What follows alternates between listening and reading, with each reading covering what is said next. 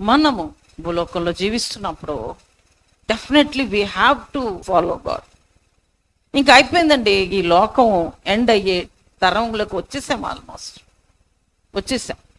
మీరు క్రైస్తవులు ప్రతి ఒక్కళ్ళు బైబిల్స్ తెచ్చుకోండి. ఈ సెల్ ఫోన్ ఉంది, సెల్ ఫోను ఇదేంటి అంటే బైబిల్ అని చెప్పగలవా? What is this? ఎవరిని అడిగినా ఇది ఏమంటే ఏం చెప్తాం? మొబైల్ అంటారు. బైబిల్ అనగలమా? సో బైబిల్స్ మన చేతిలో ఉన్నప్పుడే, మన కాలంలో ఉన్నప్పుడు బైబిల్స్ తెచ్చుకోండి. ఒక రోజు వస్తుంది బైబిల్ దొరకదు, అప్పుడు టెక్నాలజీ పరంగా ఏమొస్తుందో అప్పుడు చూద్దాం. దేవుడు మానవుడికి వివేచన ఇచ్చాడు, అప్పుడు సపరేట్గా టెక్నికల్గా ఒక బైబిలే వస్తుందేమో సపరేట్గా, ఎవరికి తెలుసు? చెప్పలేం, రావచ్చు.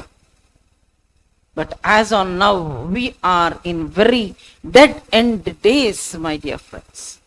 కాబట్టి మనం ఇది మర్చిపోద్దు. అందుకే పౌలు కూడా ఈ మాట నిర్లక్ష్య పట్ల.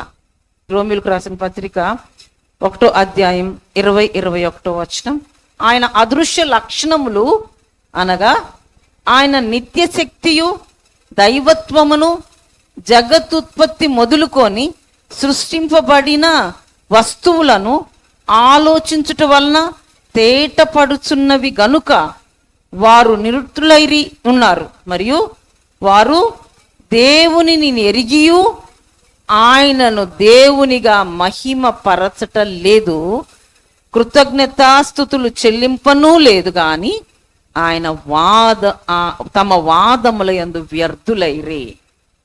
చూడండి, అన్నీ ఉన్నాయి. నిత్యత్వం ఉంది, నిత్యశక్తి, దైవత్వం, జగతుత్పత్తి మొదలుకొని సృష్టి అంతా అన్ని తేటగా ఉన్నాయి.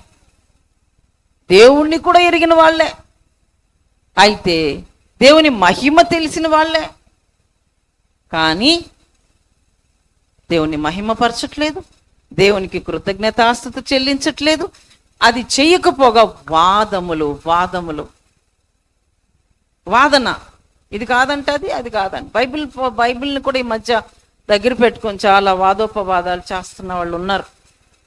కానీ పౌలు అంటాడు, వ్యర్థులయ్యారట వాళ్ళు. ఎన్ని వాదములు చేసినా, ఎన్ని వివాదాలు సృష్టించినా సరే, సృష్టి ఏమన్నా అబద్ధమా? దేవుడు అబద్ధమా?